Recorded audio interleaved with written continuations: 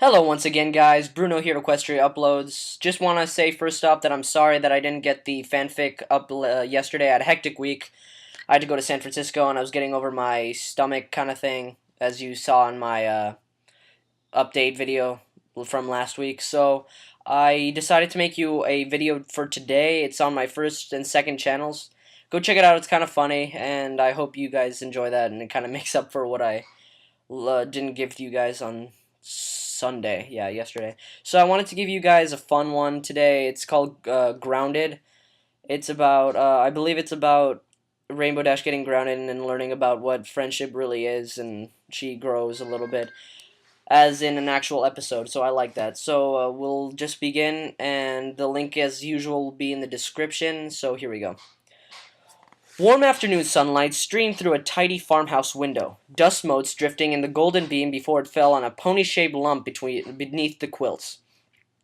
The embroidered bedspread rose and fell gently as the quiet snores of the bed's occupant, slowly drifting as the sun sank slowly in the fall sky. Outside, a blonde-mare whose coat matched the brilliant orange of the orchard's fall finery adjusted her hat as she cast a proud eye over the last of the fall harvest. It had been a great harvest for the Apple family this year, and Applejack couldn't help but smile at the results. After all the problems during last year's harvest, she'd had a long chat with Big Macintosh and Granny Smith, and they had come up with a plan. Bits were still a touch tight around the farm, and hiring more help would have cut deeply into their slim profit margins. But her grandma had a better idea. All it had taken was a few well-placed suggestions at the spring's Apple family reunion, and all was set. Several of the younger cousins, who hadn't managed to find or found places of their own yet, had volunteered to come for a visit and lend a helping hoof this fall in exchange for some practical experience. It clearly didn't hurt that Applejack knew several other ponies in the area who'd be harvesting other crops this fall, and wasn't shy about putting in a good word with her neighbors. All in all, it had worked out pretty darn well, as far as Applejack figured. Her cousins got a bit of work and made some good references, and the harvest that had taken her 2 weeks of mind-numbing exhaustion was accomplished in 3 days of hard work. As she looked out of the blessedly empty orchard, a pair of ponies coming out of the western hills caught Applejack's eye, and her smile widened at the sight. Big Macintosh's red coat was a perfect match for the apples crowding the bushel baskets on either side of his working harness. Excuse me. But her dependable workhorse of a brother wasn't what brought a tear to Applejack's eye. Beside him was a little yellow filly, who was gamely trotting to keep up with Macintosh's strides, smiling up at him cheerfully as she balanced her own small basket of apples on her back. Apple Bloom was so proud that she could help with the harvest this year. The creak on the screen door behind her turned the farm pony's attention away from her siblings, but her smile widened a bit more at the pony who was slowly but surely crossing the porch. "Heck of a nice day, ain't it, Granny Smith?" "Sure is, Sugar Cube." The old green mare settled herself in the battered and weathered rocking chair, closing her eyes in pleasure as sun warmed her faded coat. "Good day to soak up a bit of sunshine, 'fore winter comes and it gets too chilly for my bones out here." Applejack settled herself comfortably on the porch by her granny's hooves, and the two chatted about the day's work as they watched the two other siblings head into the barn. As they got closer, Applebloom's cheerful chatter and her brother's deep, calm responses joined their conversation on the wind. It brought a tear to the old mare's eye, and she smiled down at her Stetson-wearing grand filly. Sounds just like another filly I used to know, don't it?" Granny Smith's words were teasing, and she chuckled as Applejack blushed. "It does my heart a world of good to see you three taking such good care of this place, and of each other." Applejack laughed along with her grandma, still blushing a bit to remember her own first apple buck season. "That's what apples do, ain't it?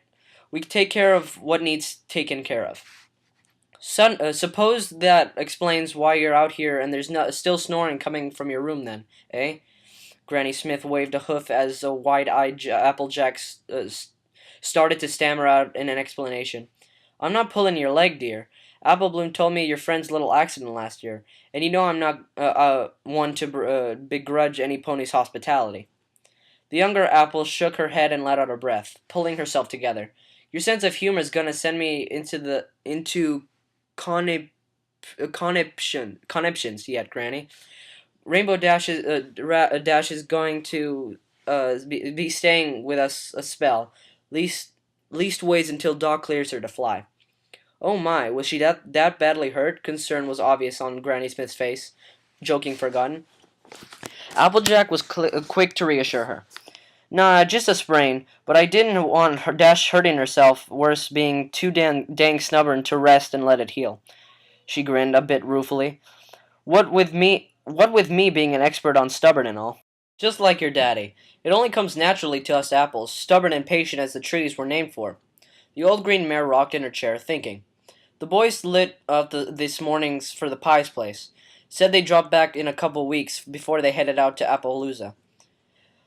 So we've the space, and you just tell her that she's welcome. I surely will, Granny.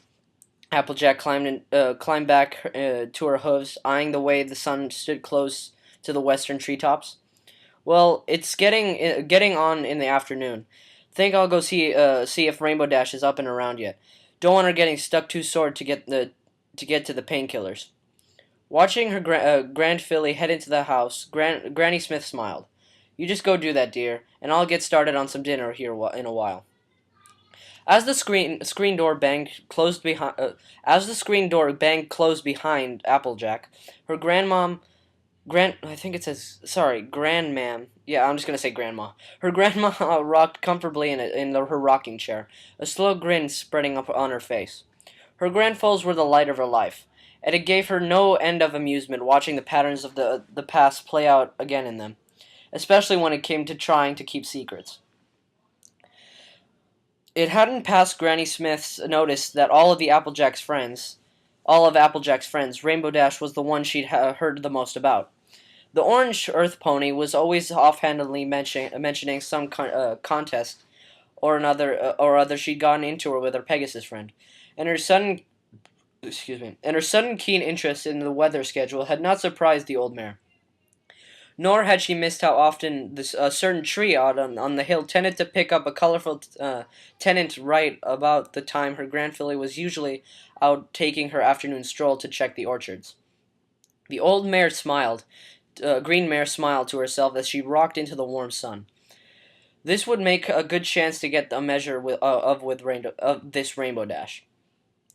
She'd known McIntosh was walking out with that shy little Pegasus friend of Applejack's for a couple weeks now. Although the stallion had been careful not to mention it anywhere it could get back to her sister, he hadn't figured out the way gossip flew around the social circles of Ponyville. After all, old mares loved nothing more than gossip, and Granny Smith had long established herself as the grand dame of the baking circle.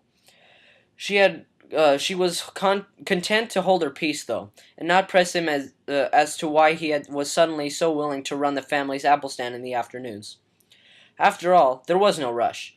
They'd tell her when they felt the time was right, and in the meantime, the matriarch of the Apple clan would do what she always did best: help the good things in the world to grow. Applejack was careful not to make too much noise as she climbed the stairs toward her room. If Rainbow Dash was still asleep, she was inclined to let the sore Pegasus sleep herself out. When she opened the door to her room with a careful hoof, the sight in front of her brought a smile to her lips. The afternoon sun had apparently gotten on the nerves of the bed's occupant, and she had moved to keep it out of her eyes. By this point, all that was visible beneath the old quilt was a splash of rainbow-striped mane against the pillow, which had now migrated to the foot of the bed. The tip of cyan ear poking out of the messy hair was the only other visible sign that there was actually a pony somewhere under that rumpled blanket. Taking a few steps across the room, Busied herself for a moment, pulling the curtains to block out the worst of the afternoon sun, before turning back to the bed as the sheets rustled. A moment later, the quilt shifted, and Rainbow Dash blinked sleepily, Rose eyes up at the orange earth pony.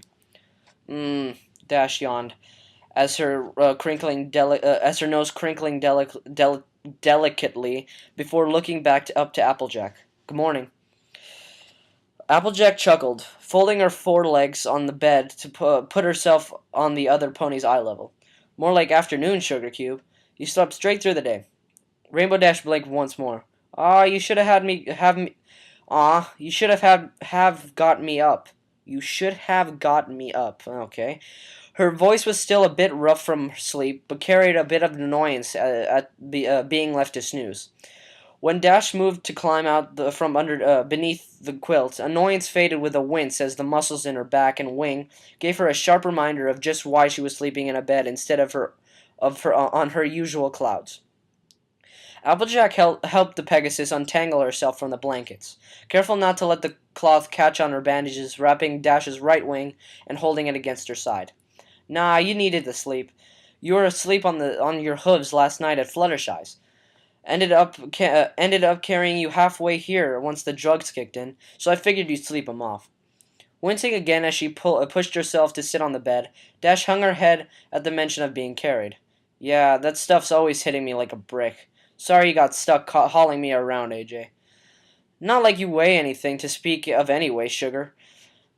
Compared to what I'm usually hauling around in Applebuck season, one pretty little Pegasus pony ain't nothing. Leaning in, the orange mare pulled Rainbow Dash into a careful hug. Besides, you do the same for me, and you know it. Well, yeah, of course I would, but Dash broke out of her doubtful words as Applejack laid a gentle hoofs on her lips. But nothing.